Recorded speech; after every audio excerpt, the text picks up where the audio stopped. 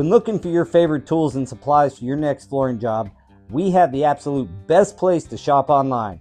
Head on over to shagtools.com, the pro's choice for everything from cutters, adhesives, knee pads, shower systems, and more. Shag Tools carries all the premium brands you know and trust. In stock with fast shipping to either you or your job site. And right now, our new customers are going to receive 10% off their initial purchase using the code Huddle10. That's right, Huddle10 at shagtools.com. What is up, guys? Welcome back to the Huddle, your weekly playbook helping you gain forward progress in your career. Simply put, we're here to help you win. Big thank you to Shag Tools for sponsoring this episode. Please remember the promo code Huddle10 to get your 10% off. Go see them at shagtools.com. Check them out, guys. We appreciate the support, and best way you can support us is like, subscribe our stuff, and go support our sponsors. So go check out Shag Tools. What's up, guys? What's up, brother? Not much, Paul. How you doing? Doing good. Today's episode is adopting new installation tools, techniques.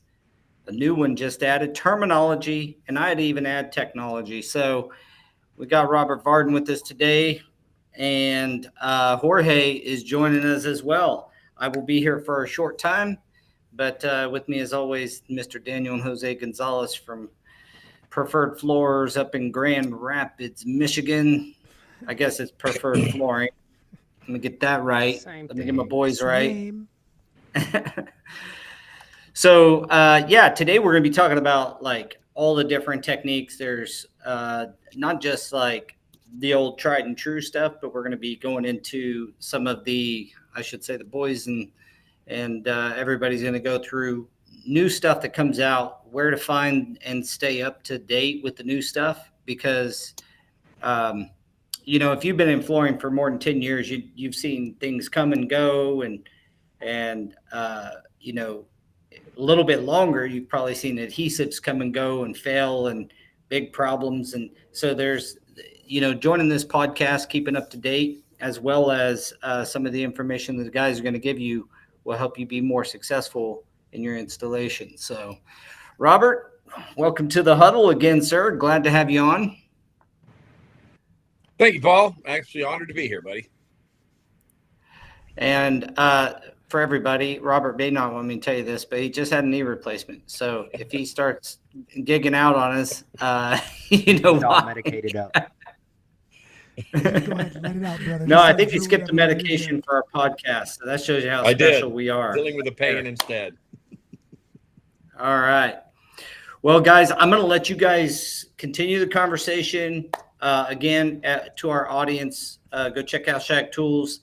And I'm going to let Daniel and Jose and Jorge and Robert have a great conversation about the industry and keeping it up to date with the new installation tools and techniques and terminology Robert added. Yeah, So I think sorry I had to leave early, guys, but I appreciate everybody. And I'll get you guys next week.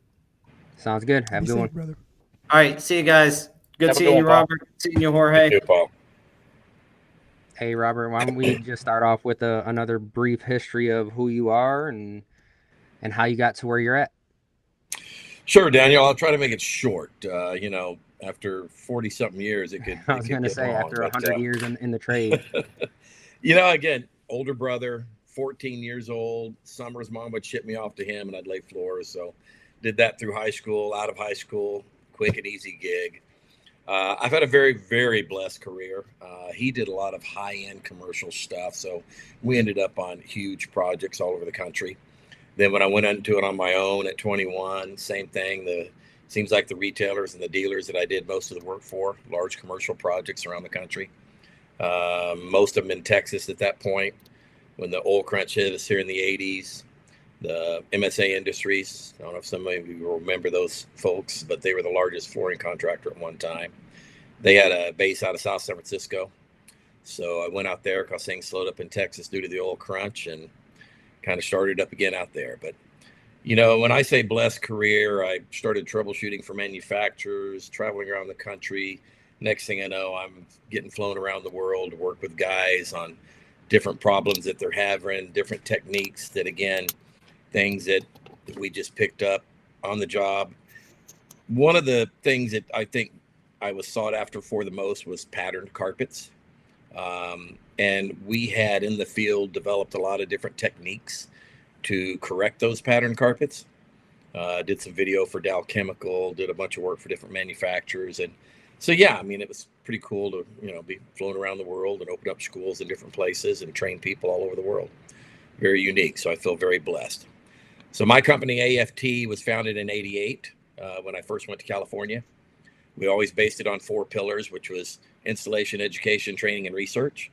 Of course, in the beginning, it was 99% installation. Now, as time has transitioned, now it's 99% that other pillar, which is training and education. So we do training, again, all over the country. We do have some trainings set up toward beginning of next year in a few other countries. And we've been very blessed with the success we've had since I kind of moved off and took off onto this branch once again where I was. So it's, again, I feel very blessed. Oh, that's awesome. Yeah, I see your posts all the time. You guys do a pretty good job of showing kind of what you're doing in the classes and stuff like that. So, we definitely appreciate that. That way people can kind of get a glimpse of what they'd be getting into if they went to something like that. And it's just, what do you see like lately as far as like we're talking about adapting, right? Because you always have to adapt to the new technologies that are coming out. What do you see that's new right now that maybe wasn't here, 10 years ago? I mean, 10 years is a long time, especially in flooring terms with the technologies. Well, I can take you back 40. Again, I know all you young kids on here. But, Daniel, I think, and again, when Paula just said, in my opinion, it's tools. The other T that he didn't miss, he kind of touched on is technology. And there's tools, there's techniques, there's technologies, and even terminology. I think we were briefly talking earlier, where a term that I've really never liked to begin with was, self-leveling underlayments. Because it suddenly gives you the sense that you could just mix it, pour it out, and it's going to just level itself. And it doesn't.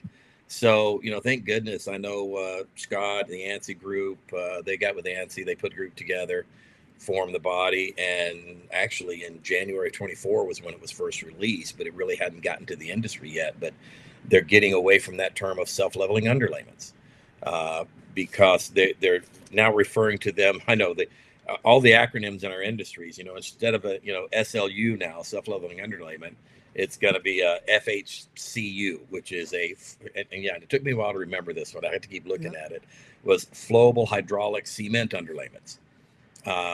Just getting away from that term as, guys, they don't level themselves. As far as, if I looked at a product category, and this is, when we talked about this call, that I have probably seen the most advancement in my opinion. I mean, there's been some phenomenal tools, that have come out over the years to not only sometimes help us do a better job, because sometimes it's not maybe doing a better job, but being a little more efficient at doing that job, because time is money. But when I look across at everything, and something that, Paul had mentioned, how do you get the word to these guys? I don't know how you get the word to these guys. I really don't. But in my opinion, probably the most advancement I've seen is in the chemical category, the adhesives, as far as all the chemical, there's still guys out there now that are installing LVP with an adhesive and it fails because they were pushing, 75% RA. They don't realize that products that several manufacturers have out are good up to 99% are, there's just products that have been developed over the years that do things that, believe me, I didn't have 15, 20 years ago. So when I look at the category, I think that's probably made the most advancement in the last 20, 30 years. It's probably been on the chemical side, in my opinion. No, I agree. We were just talking about this the other day too, when adhesives all switched out and they took out all those chemicals. They had to kind of rush, and then that's when people were like, glue sucks now. glue sucks now, and they've been in that same mindset, even though the technology has come so far since, in the, what was it, 25 years. Yeah. Well, it's all specific now too, right? Like you have manufacturers that have proprietary. Let's just say their backing is proprietary, right? They have specific backing, recycled materials, and everything's trying to get put back in. So the chemical compound of everything having to work together is, hold on one second. Everything having to work together is a lot more crucial now. Yeah. It's just you have to. So technology and science has to evolve with the product, so that way it doesn't fail. Right. See, and the sad thing is, guys, is none of that information ever gets to the actual installer. I mean, and again, we would go on for hours if I just sat here and told story after story after story, because I've been doing this a long time. But I was working with Seamaster Industries when all of first it was a urethane laminate, secondary, which was an action back that instead of laminating it on with an SBR latex, they laminated it on with a urethane. Well, a standard thermoplastic, meaning on your semen tape, don't like urethanes, but you don't know it up front, because what happens is when you first seam it up, you pull on it, it's stuck. But you go pull on it a month later, it'll peel off like a banana peel. And then Mohawk released a product called UPS, Ultra Performance System. They stopped making it now. But what they did is if you looked at it, it looked like a unitary. But what they did is they took a secondary and a primary, and they tufted the yarn through both of them and then did a coating process. Well, that coating process had urethane in it. We know that because our semen tapes wouldn't stay stuck to it. Of course, a unitary is strictly glue direct product, but because this had both layers, Mohawk said it too could be stretched in over a cushion. And so what would happen was, I used to make samples before I'd go to a show, and I would seam these pieces up like a month before the show. And again, I'd go to pull them, I'd be pulling the yarn through the backing. But by the time I got to the show, peel it off like a banana peel. And is that something that they had in their literature as far as don't use this seaming tape? You have to use a specialized seaming tape. They just didn't say anything about it. If you called them about what tapes, they would tell you which ones to use. That's back when Orcon was doing the Euro 10. AAT did the same, because it was a urethane-based formulation. Seamaster, that's when they did the Signature Series, because all of those they called them universal adhesive formulations. So, back then when they were still doing PS, when I was doing training classes, if guys would, ask me, well, what tape should I use? You know what? Find you a good universal tape that's got a nice melt point to it, use it, because it's good for everything. I mean, you don't have to worry about what they're throwing at you. But, again, that's what, when I look at, as far as the industry as a whole, we've and believe me, I love the manufacturers, all of them, and what they do for training and education. But for so long, it's been, we've all tried to get, the big guys to really jump in and really support training and education. And they've done it to a point, but nothing like I'd love to see. And because, the bottom line is we're just out there trying to educate them on their products and how to install them correctly. But that information, unless you really would have called the tech person, there was nothing in the installation instructions that would say, and who reads the installation instructions anyway? About using a I know, well, come on, I'm preaching to the choir here, and probably most of your listeners too, but let's face it, 90% of us, from an installer group, they don't. Perfect example is that LVP class I was telling you earlier. Yeah, we're on a project right now too, where there's, a handful of different installers, right? And they called us in to come and help, and they have us kind of being like a consultant on there. What's this look like to you? How's it supposed to look? And then I got a hold of the manufacturer, because that's who I go to get questions answered, right? Right. So we got a hold of them, and the guy's like, yeah, we're talking the different technologies and adapting, right? And now they have non-PVC sheet vinyl coming out, and it's like it installs not like a sheet vinyl. You have to treat it like a rubber or linoleum. And then, these guys are having issues. It's ripping on me. It's doing this, it's doing that. And it's like, well, first of all, like, you should have contacted the manufacturers to begin with to start asking them questions, but that's besides the point. It's let's figure this out and keep on moving. And that's what you have to do. You have to start adapting. And now over here on this job site, they're wanting them to go through and picture frame the entire room so that way everything looks uniform, which there's nothing in the installation instructions about this. There's nothing in the installation instructions about how hard it is to work with or what you should be treating it like. And that's the no notification, like you said a few moments ago, Roberto, about the we don't know because they don't tell us. We have to find out. And Paul's not here right now, but he has a story that goes along those same lines. And it's just a matter of, I do read the installation instructions all the time, right? Like out of habit, you pick it up and you're like, oh, this looks different. Yeah. As soon as they change a color on it, as soon as they change a label and like something stands out or the format's different, like you'll know, if you read them all the time, you'll know the difference. And the way that things are going on that Project Daniel's talking about, it's just everybody has to take a few moments, slow down for a second. Let's absorb what's going on, what's going wrong, and sit back. And I agree. And that's where, with the manufacturers, they will spend millions of dollars on technology, trying to create a new product, whether it be something that's more recycled content, whatever. But they spend so much money in research and development when if they would just spend a fraction of that to help educate the installation community.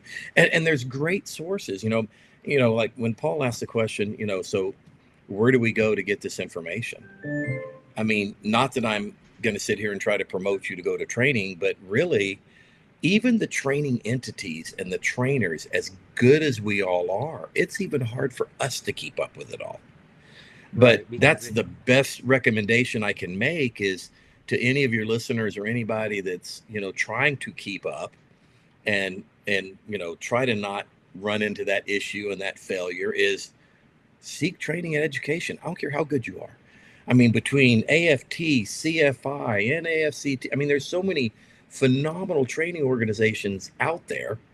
It's pretty darn easy to, take a class once in a while, because that's how you stay on top. That's just, that's like simple Scott fact. says here, no one ever wants to slow down. And that's what you have to do when you're looking at these trainings, right? It's slowing down from your role right now and then going in and actually getting the training on some stuff. Yeah. And taking them at a young age too, because the more you can learn at a younger age, the better. Because some of us are doing it when we're getting a little bit older, and we're having to catch up. Mm-hmm. Well, the young age thing too is there's also there is a history of bad habits that become the normal. There's that. I just had a conversation with one of our guys the other day about the difference between speed and efficiency.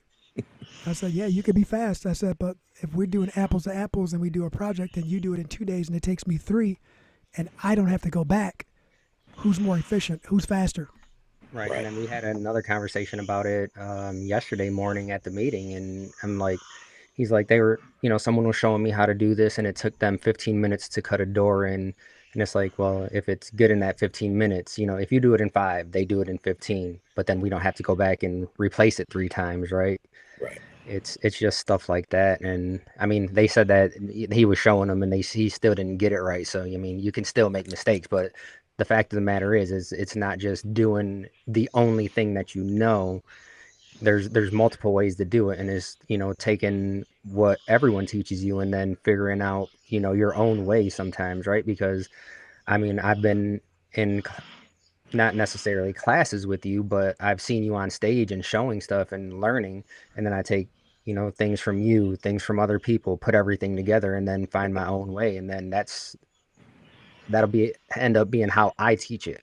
Mm-hmm. And then someone will take something from me and then put everything together. And, I think it's just the community aspect of it, where you really never want to stop learning, and everyone can teach you something a little bit different.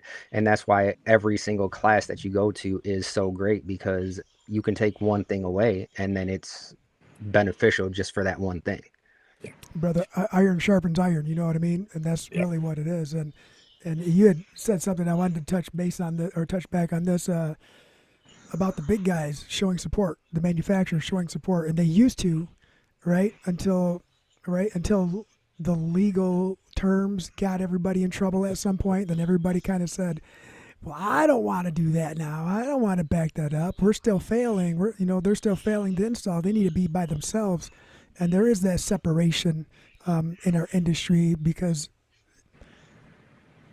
the last person who touched the gallon of milk is the person who's supposed to put it away, right? They're responsible, and that's us, right? So if we're the last person to touch it, nobody wants to be involved. But you big boys out there, you big manufacturers out there, I think you've heard it on multiple podcasts, multiple variations, other people's podcasts as well, about we need some industry backing, some industry required training, not specific to anybody, but it needs to be required to install some of the product.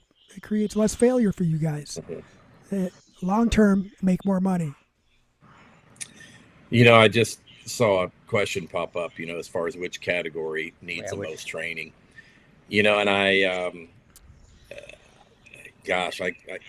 what I've seen that do in the last 30 years, since I've been so, on the training side of this industry, is I see it roller coaster. I see it, evolve. Mm-hmm. There for the longest time, it was, ceramic tiles. We can't find a good ceramic tile guy, and then it was, the resilient guy. We can't find a guy that knows how to weld, which that's still the case. I hear a lot. But one that, 20 years ago, you thought you would never hear is now I'm hearing, I need a really good broadloom installer. It's like, you've lost a lot of good installers to LVP, to carpet tile, and to things that, but I think that, and I tell you guys, on the woven side of things, here you've got manufacturers that some of those people that are making those, well, they're not making them, they're getting them out of India or Turkey, or, the hand looms, the hand wovens. Some of those entities don't even have a technical division. They don't have anybody to call to help tell you how to install those products. And I've had more calls. I've been teaching wovens for 20 plus years. I've had more calls for that category in the last 2 years than I have in the last 20. We've been doing quite a bit of that. And I think a lot of that, some of the retailers I talk to are saying that, well, that's a category that's not being affected like the other categories are. Meaning the day-to-day, the builder business, most of that is being affected. The people that are buying those types of products, Jorge can tell you, they've got the money to spend. They're not going to finance it. They don't, and so that's still a decent category that's doing well. Well, what's happening in those categories is that the builders and the people who are hiring the people who are not qualified are having to go back in there and do repairs and such. And at the end of the day, they're not going to do it right. They're going to buy another slab of stuff. They're going to hire the same person who doesn't know how to do it. And the owners of the product are going to have to live with it till they have to buy it again years later. That's what's actually happening. Nobody's reporting it back anymore. The problem just keeps on persisting, and it's going to be hey, you know what? That's what you chose to go with. You're going to have to live with it now. You're saying instead of, the owner calling an inspector in or something, they're just like, yeah, I'll just go ahead and fix it. So that way we just put another Band-Aid on it, basically, and we'll fix it ourselves. So that way nothing gets reported. Yes. So nothing's getting back to the people, the retailers, the wholesalers that are selling it. It's being sold. Here you go. Get your installers to do it. And the installers are going back and just creating another mess. So at the end of the day, the person who's buying it, either if they have enough money to replace a $10,000 carpet, $15,000 job, go for it. If they don't, they're just going to live with it. And next time, 10, 15 years later, then they're going to hopefully get the right person. And I can go into a group of 100 installers, break out a flat weave, and I don't have a single one in the group that knows how to seam it up. So But we got off topic there a little bit. No, Daniel, no, sorry you're about good, that. man. They'll say that they know how to seam it up, though, right? Because they just want to treat it like they treat everything else. And I mean, we've Yeah, been on that side of things before, and we've had massive failures on some linoleum where it was like you go in and you treat it like a sheet vinyl, just like when I'm talking about the new non-PVC stuff. You go in and you treat it like a sheet vinyl, and then no, that's not the correct way. So it's just, yeah, learning a little bit and knowing what you're working with. And I think that's the biggest issue is people don't seek that information. They just figure I've already done it like this and I'm going to continue to do it like this. And it isn't until an issue pops up is when they do like Jorge says, it's like, all right, we'll just take care of it so that way nothing gets reported. I don't want this manufacturer to know that I'm using people that don't know what they're doing or something. right. So We jumping us back a little bit to topic. As I looked over at the notes, we talked about tools, technology, all that stuff. And I said, where do you get it? But then it dawned on me. I mean, tools. I mean, because I was just watching another video with Roberts on their new stretcher and their new foot and all this unique stuff they're developing. But you might tell your guys that get on this is that the shows. I mean, you go to CFI convention, all those tool guys are there. You can go to TICE, all those tool people are there. I think so many installers think that those shows are more for the salespeople or the retailer, and they need to understand, man. Installers can go to those shows and just see everything and eyes this and big. not only that, it gives you an opportunity to get intimate with them, right? Hey, let me check out your new tools. Absolutely. Let me try it. And then, they're always looking for feedback. And that's what a lot of people don't understand is that they're like, let me know if we need to change something. Dude, hey, you guys, distributors, manufacturers out there, when you guys are asking installers for feedback, make sure you tell the installer who's given the bad feedback that he's talking to the inventor of the tool. Jeez, man, thanks for the warning, guys. Yeah. I think the toughest one, guys, would be, of all the things even technology, look at, I'm sure you guys have all heard of Floor Cloud. They just changed their name to Sea Limit. Climate. Mean, that type of technology to be able to, have that type of technology at your cell phone, moisture. And all the things they're doing with that software now, it's amazing. Oh, absolutely. And if you don't know what it is, just Google Sea Limit or Floor Cloud, and there's a quick video you can watch. And but the technology is amazing.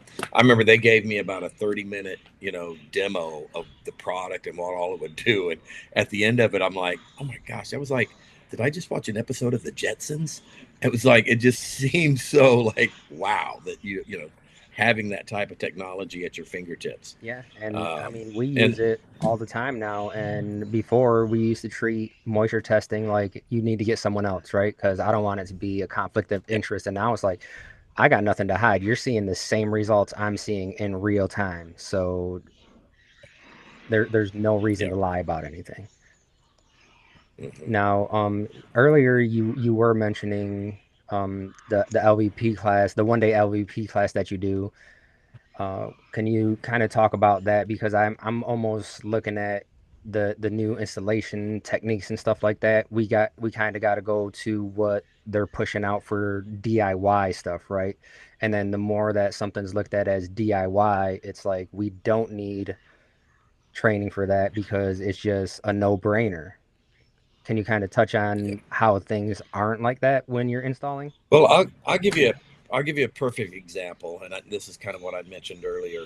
So one of the classes that AFT offers is a very extensive one-day LVP class, and it's a cram full class. You better be ready to go. But we start out with, it's based around the majority of failures with LVP.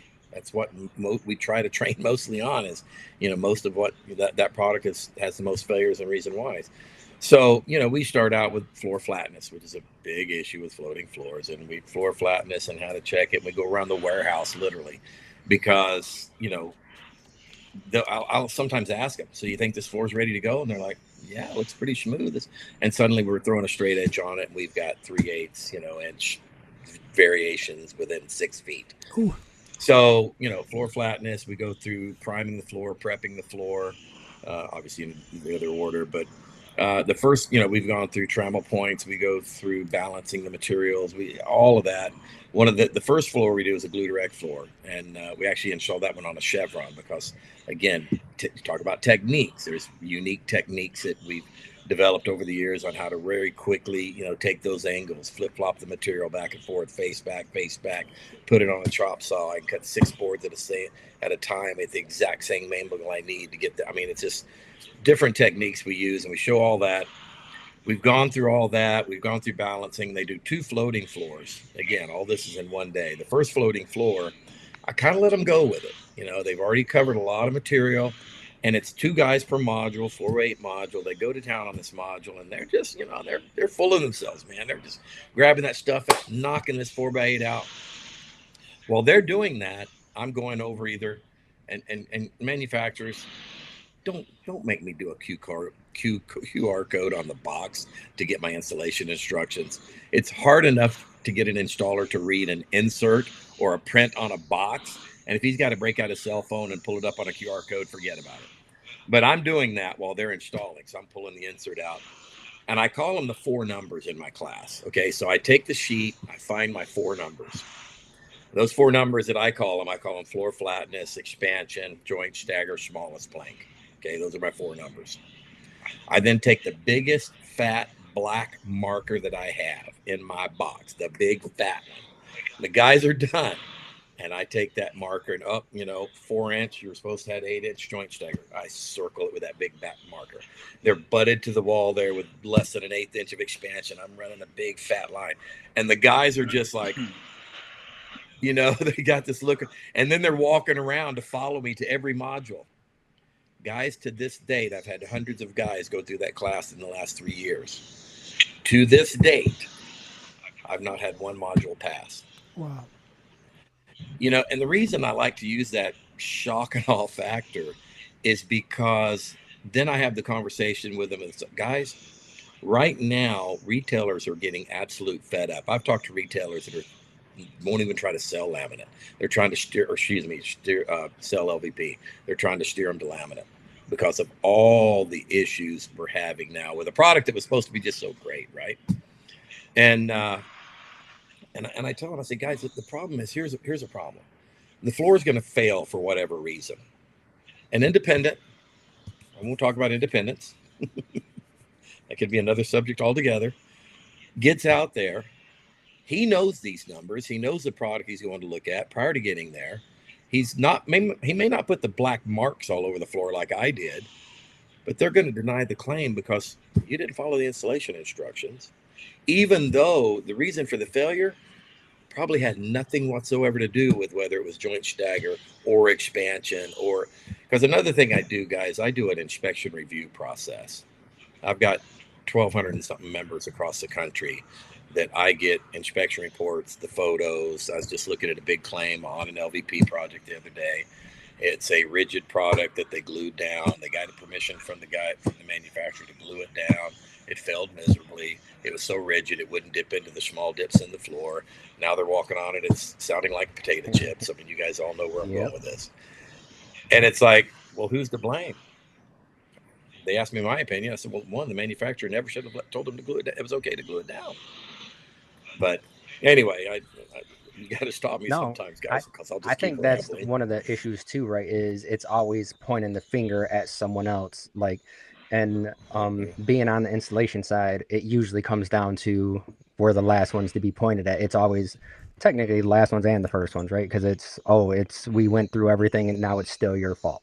It's your fault. Then they inspect it, try and get it. Nope, it's still your fault. And it's like at some point they have to look at who's hiring the installers too, because if you're hiring these unqualified guys, you got to start taking some accountability too, because it's also, as a salesperson, it's your job too to kind of know what techniques and technologies are coming out in order to have a successful installation. Yeah, the salesperson definitely has a responsibility, not only to their clients, but to the installer to set them up for success. You don't have to know everything, but at least know a little something, especially if you're dabbling in new materials when they're coming out, right? Like, do a little bit of research, see if it's outside of the norm, depending on how long you've been a salesperson and selling similar product. But everybody's responsible as a team to ask the questions and to find the answers. And a salesperson is part of the installation team, regardless of what they view their full role as. But it's a team effort. You gotta succeed together. You gotta fail together, right? Like, if a salesperson finds a great installer who creates better success for them, they start getting the same clients and reoccurring clients and more clients, and go to this person. They're doing very well, and then that salesperson's like, "Thank you, installer. You're the one helping me do this. Like, what can I do to help you more?" And then the installer, like us, we would say, if I had this information readily available at the start of the project or when we're talking about it, it would help me out instead of having to scramble last minute to find everything out. I think that it's a team effort. Mm-hmm. Well, guys, I mean, when you start talking techniques and so forth, I mean, bottom line, I wish this industry would put me out of business. By that, I mean, I wish that guys would seek the training and the education they needed to where I wouldn't have to do it anymore. But that's the problem. It's, you have guys that, well, I learned from so-and-so and so-and-so learned from so-and-so and so-and-so, from, it just stair step down, and every stair step it took, there was a little less technical knowledge lost. And, when you start talking techniques, all of us that give a damn, okay, all of us that are good installers, Jorge, that I'm preaching to you for here, have developed our own techniques. Again, I said patterned carpet was kind of a specialty. So a lot of manufacturers around the world called me, sent me to huge projects all over the country, all over the world.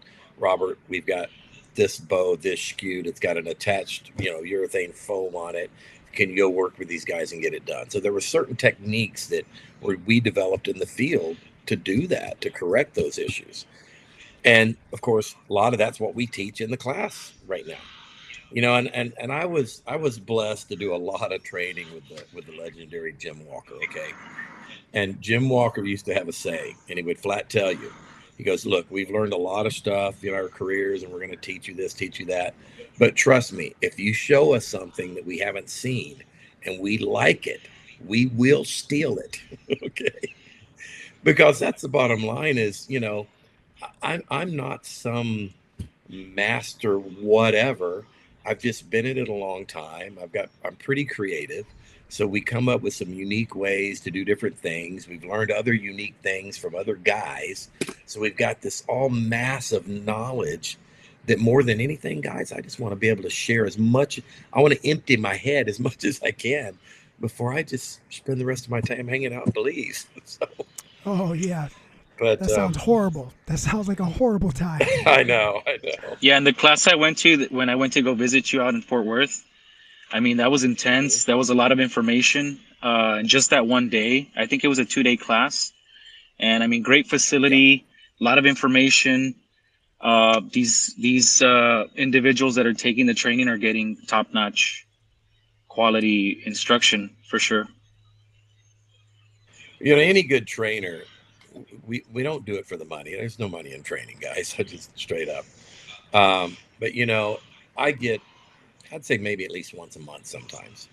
I'll get an email and it'll have pictures of this pattern that was this and that's the other, and they're just going through what they had to do it and thanking me for showing them this and that, and look, it worked, I did it. It's like, to me, that's more than any money could ever pay me. Right. Chad said, going back to what we were talking about, with the manufacturers and stuff, if he sees a material defect, it gets called out. If it's an installation error, it also gets called out. However, the manufacturer defects are exasperated by the installation errors. Then, saying if it's an installation error, it's going to call out those defects a lot more than if it was installed correctly. All right. Scott is. Who do you want to address that? Well, it's just the truth. I don't think there's anything to address. It is the truth. Yeah. Scott, And I think that just talking about the LVP category as a whole, because I don't know if they truly realize what they're doing to themselves, because they're basically making a product, and this goes both ways. Whether it's the stability with a glue direct product, whether it's the fragility of a locking system. I get people that come to me and say, oh, I don't like the drop lock system, it don't work.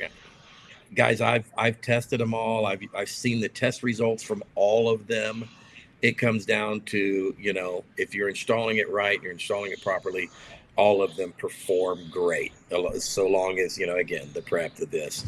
But the manufacturers are, and again, I'm not a big fan right now of our, I forget how many 30 plus years ago when we decided, somebody that we needed an unbiased third party, and suddenly the independent inspector was born.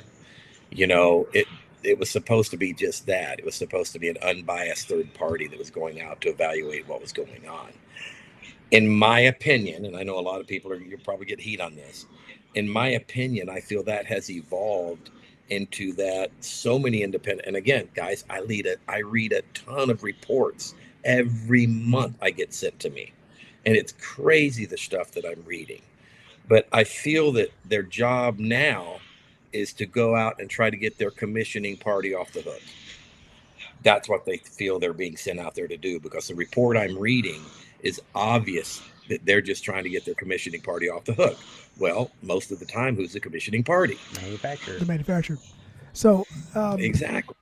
I think that is, I think you're right to an extent. I mean, I believe that there are ethics involved in some of people's approach, but I also believe I agree. I also believe that the literature that individuals are handed as an inspector are pretty specific to the person who's hiring them, instead of it being a universal packet, if you will, of literature that uses all the right points. It's not just hitting on certain points that one side or the other needs to hit on in order to feel protected. I think that, at the end of the day, science doesn't lie. And unfortunately, when an installer skips a step or misses something, then you know what? Then it's more heavily on the installer's shoulders than it is the manufacturer, because what if you didn't miss that step? What if you didn't skip that? What if you did it the right way? And it's just, historically, I think that it's just you don't know what you don't know, and that's what's causing the failures. And it's hard. It's hard. And Jose, that's why I preach to everyone. And like I said, I'm not preaching to you to come to AFT for training. Again, I've mentioned there's so many great training entities out there. But when you take training, not only might you get more efficient, might you get better as far as the techniques you're going to learn, but one of the biggest things I think you do is you arm yourself to protect yourself against something like that. And I tell them too, I tell the installers, and I've usually got the retailers, and I said, you're not only protecting yourself, but you're protecting the retailer, by the way, that paid for me to come in and do this training with you. And it's just foolish for guys to not take the time to be able to do that. I'll ask you if you think that inspectors are trying to get off on a technicality, like just because. Both installers and inspectors, right? The inspectors don't understand under what circumstances the installer, even if they did everything right, under what circumstances they had to install under, and that's the inspectors, and then the installers might not know every step, right? They might be missing one detail on a concrete slab in Louisiana because they're used to working on concrete slabs in Michigan. There's different things to look for. Different regions call for a different set of skills and knowledge, and you don't get that without experience. Or if you just have a checklist and know exactly what to look for. The installer has a right to obtain his own inspection. That is 100% true. Kind of says go blue. But going back to what Scott said too, it's hard to convince the installer the value of training. And then Doyle says, he's right, but it's just surrounding yourself with like-minded people, and then doing stuff like that ends up pushing you to, I'll just put for us as an example, right?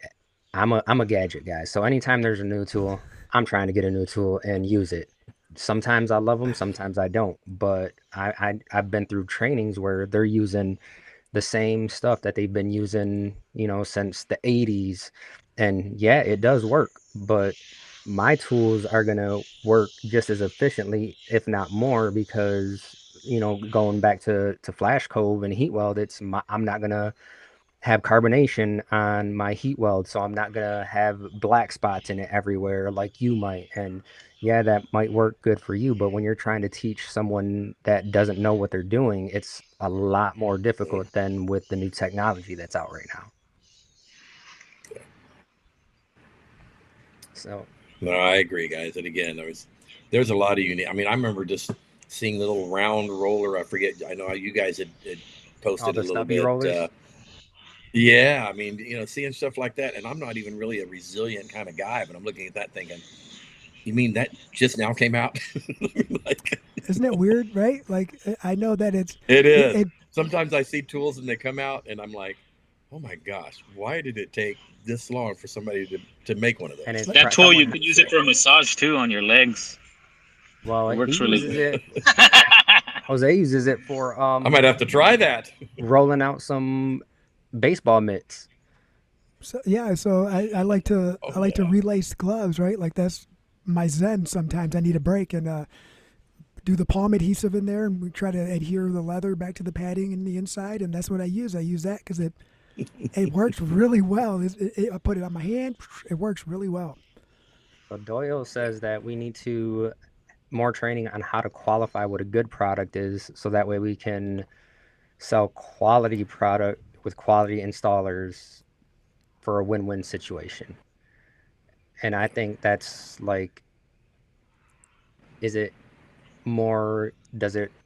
go in this space, or should it not go in this space? Because a quality product from the manufacturer should always be quality when it comes out of their quality inspection. I mean, things do fall through the cracks, right? You're not going to be 100% all the time. I've seen high quality materials fail because of low quality installers. I've seen low quality materials find long-term success with high quality installers. So I think that there's a balance there, right, of product knowledge, product placement, and then hand skills and techniques. I think it all meshes together. So he's right though, like, and that kind of falls on the sales team as well. Not being afraid to say, hey, you guys, why do you have this in this entry? We live in Michigan, right? Like, we're going to have salt water. It's going to fail. Why do you guys still think that LVT works in an entryway that is right from the sidewalk to the to the entry with no protection, no awning, I'll go on about the wrong product in the wrong spot for days, but people don't like to listen sometimes. Jose, I would add one more category to that. I've seen high quality product fail because of low quality ingredients. Oh, you know what? That's a good one too, because we have too. You're right. You're right. Yeah. I mean, I've seen, like you taking we're on the subject of LVP, Glue Direct LVP. It seems like in the beginning, they had a lot of stability issues, a lot of shrinking, a lot of curling, a lot of various different things. Then it seemed to get better. And then of recent times, it seemed to have gotten worse. And then I turn around and I see, inspectors blaming it on, other items. And I'm like, no, find some product, send it in, get it lab tested. I guarantee you it's not stable. It's going to curl, it's going to shrink. And, people will come to me and I'll see a report and they'll say, oh, they didn't use the right adhesive. They didn't use enough of the adhesive. I can tell you, I tested it even back with the carpet tiles, I don't know if you guys remember all the curling doming carpet tiles we dealt with. I have. I was fortunate to be. I won't mention the manufacturer, but I ended up with one of their decurling machines. Yep. You ever seen those where you have to take it runs around those binders and basically breaks down that interior backing to where it'll lay flat? I mean, so that wasn't a manufacturing issue. I just need I had some people hate me So there we go. because of a job like that. But and again, knowing the tech guys that I know and over the years, some phenomenal guys, and all of them will look at me and say, I remember one time there was a product that one of the manufacturers had out and had been out for maybe 4 or 5 years, and he comes to me and he said, Robert, we've changed that product at least 20 times since we released it. Meaning they've changed how they're making it, how they're cooking the ingredients in it, et cetera, et cetera. And none of that information ever gets around to us, and I think nor do they want it to. But what I think they don't understand is that we would love to, because we would love to work with them more on it. I know you've got your tech guys. I know there's some phenomenal tech guys in Dalton and some phenomenal people. But I think the more they would involve the installation community as a whole to work with them, in my opinion, I think you see manufacturers that want to develop a new product. They're looking at design, they're looking at marketing, they're looking at almost every aspect of how to sell and how much of that product they can sell, other than, can we install it? Right. Marketing, and then it gets down to the installation the biggest part. thing, because just waterproof. That's all you have to say is waterproof, and you already know. Like, that term. That's like self-leveling under it. Like it's a marketing term, and then that's why things are changing. Yeah. And I don't know what Doyle is talking about FHA carpet, but he says, where are the standards for producing LVP like we had in FHA carpet and sub FHA carpet? Maybe do you know what he's talking about, FHA? No, but see, and that's going to come down to, there is a, Resilient Floor Covering Association. They're a phenomenal organization. Bill, I forget Bill's, he's the runs that organization. My good friend Paul, and marketer, he's involved with that association, and they're a great group. Believe me, they work closely with the manufacturing. They've got different tech teams and different things like that. But I think they need to probably jump into that category a little bit more. And again, my opinion, which don't mean anything, because I think if they don't, I think they're going to lose ground in that category. They've boasted for years, the last several years, that, hey, we're, Resilient is more than carpet now. Resilient's more than carpet, or they're neck to neck, depending on who you talk to, which one's selling more. Well, that's nice to boast about, to talk about. But I think if you don't, because I talk to those retailers all the time, I see the frustration they're having with that category.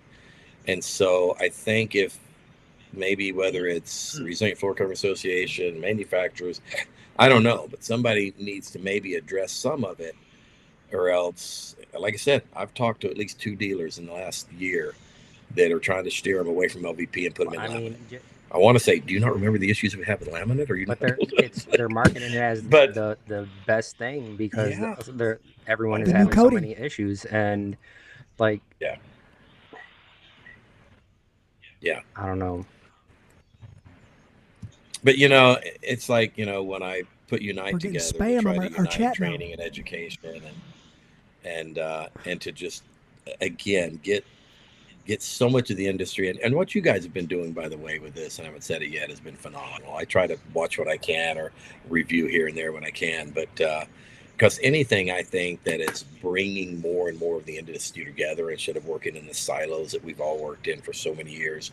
That's one thing I really saw when I was running CFI. I had great relationships with all the other entities, whether it's, NWFA or NTCA and all the other acronyms in training and education.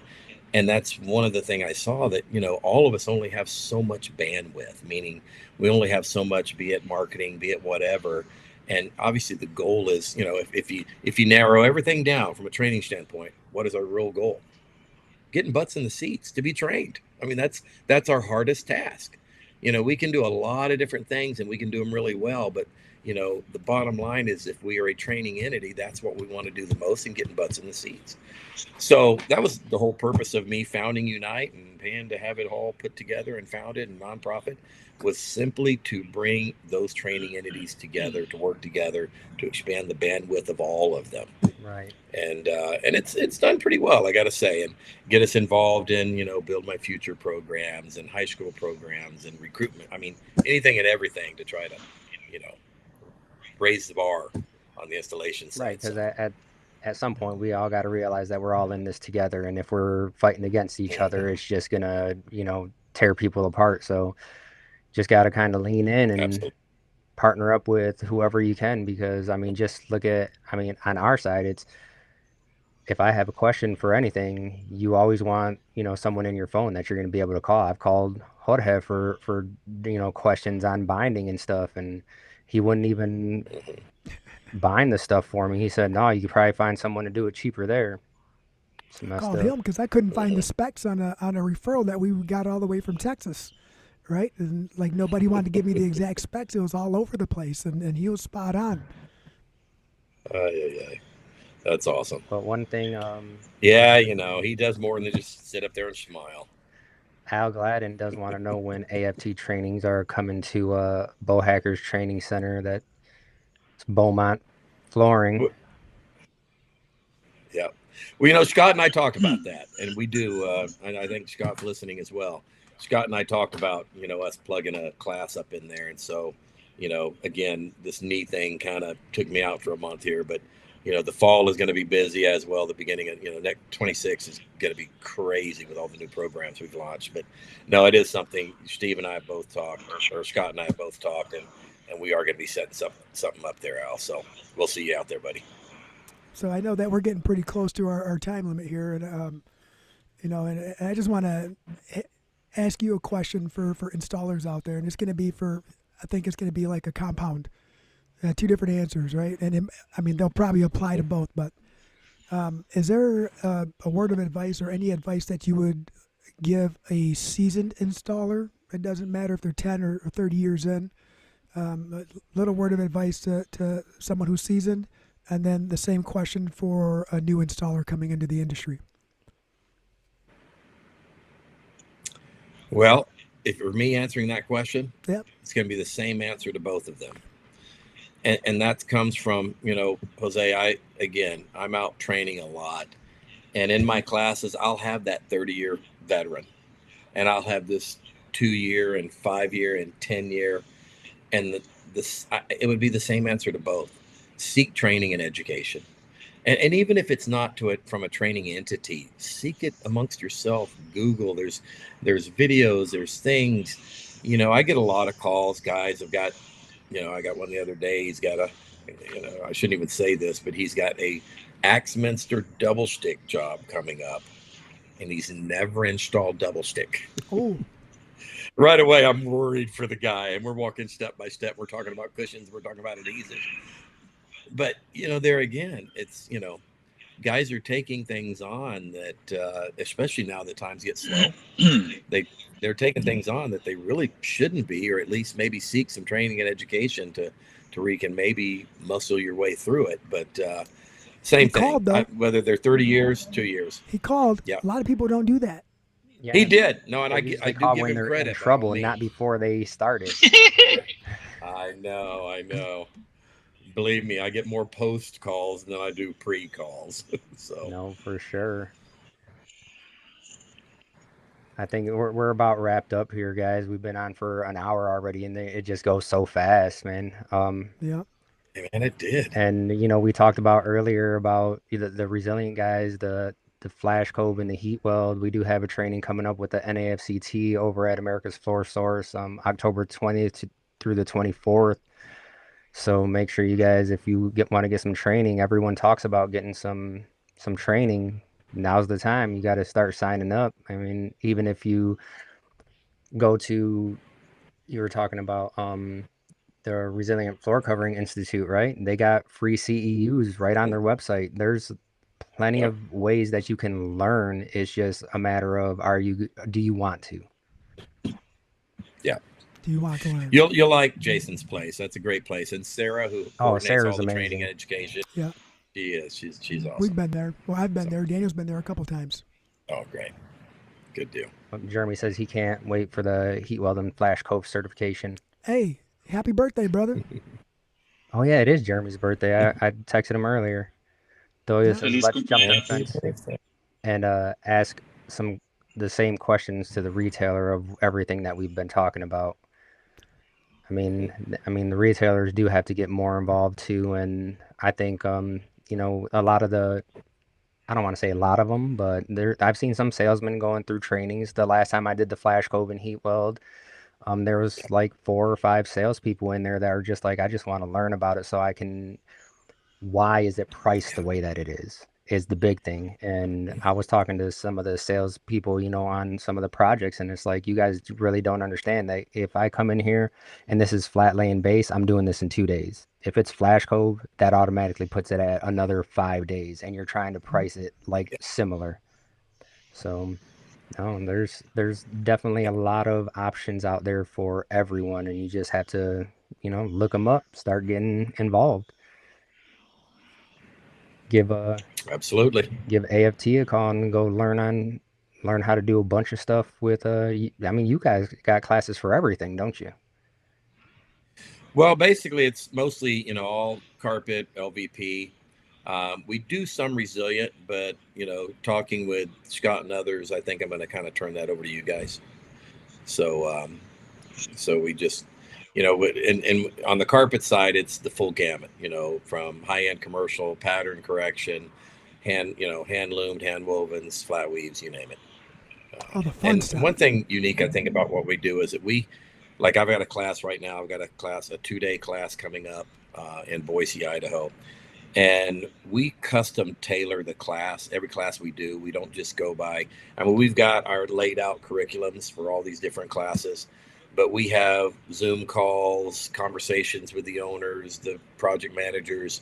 What are your weaknesses? What are you looking to gain? So we kind of custom tailor almost every single class we do. And a little bit unique too is, training again, there's not much money in training. But one thing we saw early on is that, our training is based on our cost. So if I'm flying, a trainer in, you got your trainer fees, your hotels, your blah, blah, blah, blah. So we charge flat rates because it doesn't matter whether I'm, if it's a 1 day, it's a flat rate. It's a 2 day, it's a flat rate. Doesn't matter whether I've got 8 students or 12 students, my cost doesn't change. So all of our cost is based on the training itself and the time. The only one that changes it a little bit is if I've got materials that I have to bring in that's not being supplied by the host. That changes it a little bit, but most time it's a flat rate per training. Well, But yeah, it's mostly all carpet LVP. the trainings are out there, guys, and this is where you can actually learn about the new techniques and stuff, and the technologies that are coming out and the tools, because I just I travel with probably, I don't know, what do you say, Hoser, like $50,000 worth of heat welding stuff when I do these Yeah, trainings, and it's all our tools. It's nerve wracking. It is. I mean, like I took him on a plane one time, and it's like, please don't let anything happen to him. Oh gosh, yes. Well, just bad The experiences. other thing is, again, the training partnerships we have, which they just dawned on me. I've got NWFA at the AFT training facility at Fort Worth today. They just started a 4-day sand and finish class over there. They're actually sanding and finishing the class they did a month and a half ago, where all my modules had these beautiful floors that they installed in them. And now they're doing a sand and finish class over there this week. And we, we've got 2 brick and mortar, the Wichita and the Fort Worth, and we encourage other entities, training entities, no matter who you are. Our goal is to have training and education going on in those things all the time.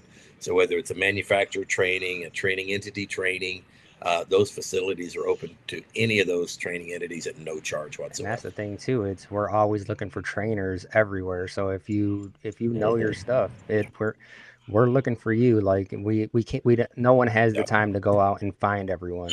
You have to actually approach us and say, hey, I want to be a part of this because, I want to teach people everything that's in my brain too, and kind of get rid of that stigma that's been in our trades for the longest time, to where, I don't want to teach anyone because you're going to take my jobs. It's You not can work together. Like, you already know where I sit on all that. But like I said, we're all in this together, and we definitely appreciate your time, Robert. If you guys need anything, I popped that QR code up that takes you to the website. So do you guys publish everything on the website, or where else should they go for the trainings? Website's the best place to start. We try to keep it as up to date as we can. Amy does that. That's hard too. But yeah, I know. Jeremy says he wants to teach people what not to do. That's about it too. Yeah, That's part of training, though. that's it. Well, like I said, appreciate it. And, you know, we definitely appreciate your partnership and everything that you got going on. Thanks for, you know, doing what you do. And we definitely look up to you for everything that you've done. And we look forward to, I know I need to get down to some of your guys' trainings at some point, and we got to find the time to do that. I know, you're more than welcome. I know John. And believe me, guys, it's been an honor to be on here with you. It's been fun. I know appreciate it. John. Brush up on your Spanish, always open. and you can come over to mine. The, Oh yeah, you speak Spanish, right? Everyone's told me You don't have that to- you don't have to be Jonathan's shy one of the about best trainers, but I've never had the privilege of being in one of his classes, so I'm gonna have to change that sometime. Jonathan? Yeah, There you he's go. pretty good. Yep. You All were right. in one of his classes. Was he at NFIC when we were there? Oh, maybe I was. That's right. Hey, I want to bring something old up before we leave. I know you're trying to let go. Remember when Roberto Steve Harvey baby sister?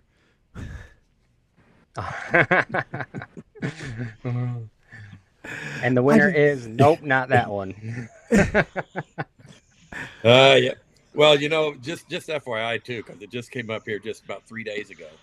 I still have the T-shirt that has her picture on the front of it, and I had my, you know, soon-to-be wife asking me why I was going to sleep with a T-shirt with a woman on the front of it, and I had to go through and tell her the whole story. Oh man, you know what? It was hilarious, and I'm glad that we could all laugh about it now. Yeah, me too. All right, gentlemen. Thanks, Robert. Thanks, Jorge. And Pleasure, thanks guys. everyone for joining. Make sure you're liking, subscribing, sharing our stuff, so that way you know, push us out there the best you can. If you enjoyed it, if you didn't, still leave us a comment and share it to everyone else to ask them if they like it. Thank you, everyone. Absolutely. All right, see you guys.